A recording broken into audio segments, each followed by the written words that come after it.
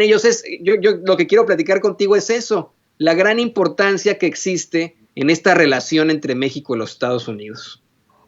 A ver, pues para empezar, Toño, yo ahí agregaría algo que es básico, ¿no? Y es un tema de la historia de nuestros pueblos. Cuando hablamos de esta colonización mental, o cuando me refiero a eso por parte de la derecha mexicana, también me refiero a esa colonización que llevaron a cabo en los pueblos originarios, en los pueblos indígenas en Estados Unidos, y masacraron a la mayoría de los pueblos originarios, luego trajeron esclavos. Ese es el Estados Unidos que nos han hecho creer, y que al momento de analizar Estados Unidos, México, pareciera que sí es el ejemplo de democracia, y por eso pesa tanto una llamada de quién sea el presidente de Estados Unidos. Y yo creo que también hay que saber diferenciar y hay que tener claridad en que el gobierno y los pueblos no son lo mismo. En el caso de Estados Unidos estamos hablando de 70 millones de personas que no votaron por Joe Biden. Estamos hablando de que incluso los que votaron por Joe Biden, yo creo que no tienen nada en común con todas las élites del Partido Demócrata, con todos los oligarcas, con todos los dueños de las grandes empresas transnacionales, y el pueblo estadounidense que hoy está sufriendo allá también. A veces yo sigo sin entender, ¿no? Cómo es que mentalmente también nosotros las fronteras se nos imponen, y entonces no nos logramos identificar con los mismos pueblos oprimidos, sean de Estados Unidos, sean de Chile, sean de donde sean, con el pueblo mexicano, ¿no? Y bueno, el tema de México es aún más complicado, esta trama, estos lazos históricos en donde, vaya paradoja, los medios nos hacen creer que nosotros somos los migrantes, cuando en realidad muchísimos de nuestros pueblos estuvieron ahí hasta que las fronteras nos dividieron y nos robaron nuestro territorio. Entonces, ahora entender que siglos después vamos a hacer borrón y cuenta nueva, y que de la frontera para arriba es una realidad y la frontera para abajo es otro, es quedarse ciegos y hablar desde el desconocimiento de lo que ha pasado en la historia entre ambos países. Hoy estamos en una fase en donde lamentablemente incluso las fronteras superan toda esta cuestión económica, financiera, en donde las grandes empresas transnacionales van y se asientan en donde les da la gana, mientras las personas y los que trabajamos, la mano de obra, somos criminalizados, ¿no? Es una de las grandes paradojas de este sistema llamado capitalista, donde nosotros los migrantes los vemos cómo están migrando, y siempre se nos olvida todo, porque toda la historia empieza de la frontera, del río Bravo para arriba, y se nos olvida que Estados Unidos fue e hizo una guerra civil en El Salvador, y por eso tuvieron que emigrar, y después los criminalizan. Se nos olvida que van sus empresas y nos despojan de todos los recursos en Centroamérica, y ahora la gente que está migrando, incluso las maras, ¿no? Eso a mí me llama mucho la atención, porque si se crearon estos grupos, estos pandilleros que hoy conocemos sobre todo en El Salvador, sobre todo esta mara salvatrucha, eso fue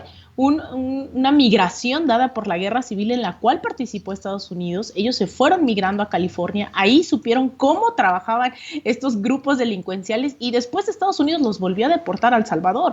Así es como nacen las maras, que hoy no permiten avanzar también en una sociedad democrática en Centroamérica. Entonces se nos olvida siempre el rol de Estados Unidos y por qué es tan importante. La guerra contra el narcotráfico es el mejor ejemplo en el caso de México. Todo lo que hemos visto con estos agentes extranjeros, ellos ponen las armas, ellos ponen el tráfico de drogas, y nosotros ponemos los muertos. Entonces, no es que no nos importe lo que está pasando en Estados Unidos, hoy es imposible que las fronteras nos terminen dividiendo, ¿no? Yo creo que en la medida en la que entendamos que todos estamos en la misma lucha, que el pueblo estadounidense tiene muchísimas cosas en común con nuestro pueblo mexicano, con nuestro pueblo salvadoreño que está sufriendo, yo creo que ahí sí van a cambiar las cosas. Entonces, de que nos importa, nos tienen que importar.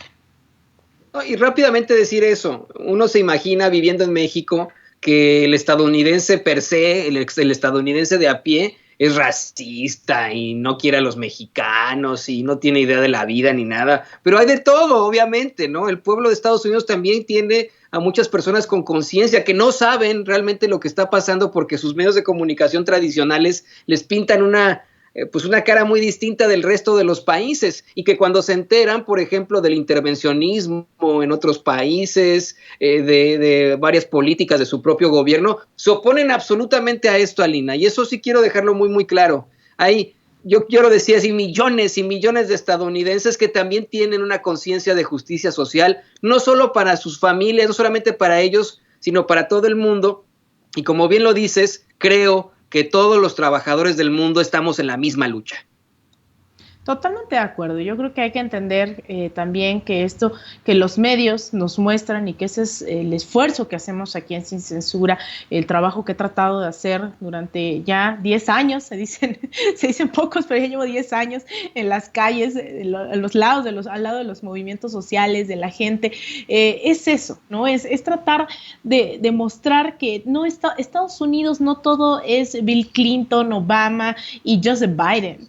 Estados Unidos son nuestros migrantes, son nuestros jornaleros, es nuestra clase trabajadora, somos nosotros, somos tú y yo, Toño, viviendo en Estados Unidos, son musulmanes que han tenido que emigrar de las mismas guerras que Estados Unidos ha tenido en Medio Oriente, toda la comunidad árabe, que ahora incluso les impidieron, ¿no? Es eso, otra paradoja, van y los bombardean y cuando tratan de refugiarse en Estados Unidos le dicen, no, eres terrorista.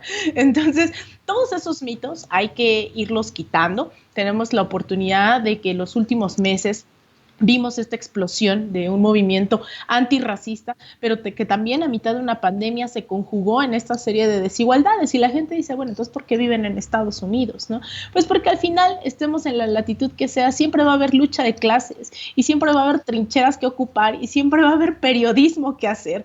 Entonces creo que ese tipo de cosas también a la gente luego les cuesta trabajo porque hemos consumido durante toda la vida películas de Hollywood, hemos leído y visto los grandes medios y de repente nos damos cuenta que no es así. Y creo que de eso va el venir a contarles que hay un pueblo en Estados Unidos que está resistiendo. Muchos de ellos votaron por Joe Biden porque fueron de los grupos más asediados, pero eso no significa que los 70 millones, no hay que irnos a los extremos. Nadie está diciendo que los 70 millones de personas que votaron por Trump sean racistas y supremacistas. Ese es un grupo muy pequeño que lo vimos irrumpiendo en el Capitolio, pero también incluso la gente que votó por Trump es clase trabajadora como nosotros, ¿no? Y que necesitaban trabajo, que creyeron en una agenda económica en la que proponía Donald Trump, etcétera, etcétera. Entonces, ese universo tan amplio dentro de Estados Unidos, ni siquiera, y tú lo sabes, Toño, no es lo mismo la realidad de la comunidad mexicana en Nueva York, que en Chicago o que en California, ¿no?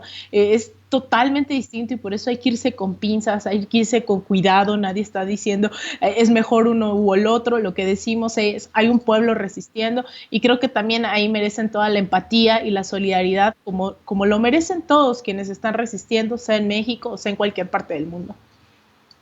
Así es, Alina, es importante que sigamos luchando todos juntos. Yo estoy convencido de que la idea de las fronteras es ridícula en una comparación, disculpe usted, con una casa. Mucha gente me dice, es que ¿a poco tú vas a dejar que entren a tu casa? No, es que no es lo mismo.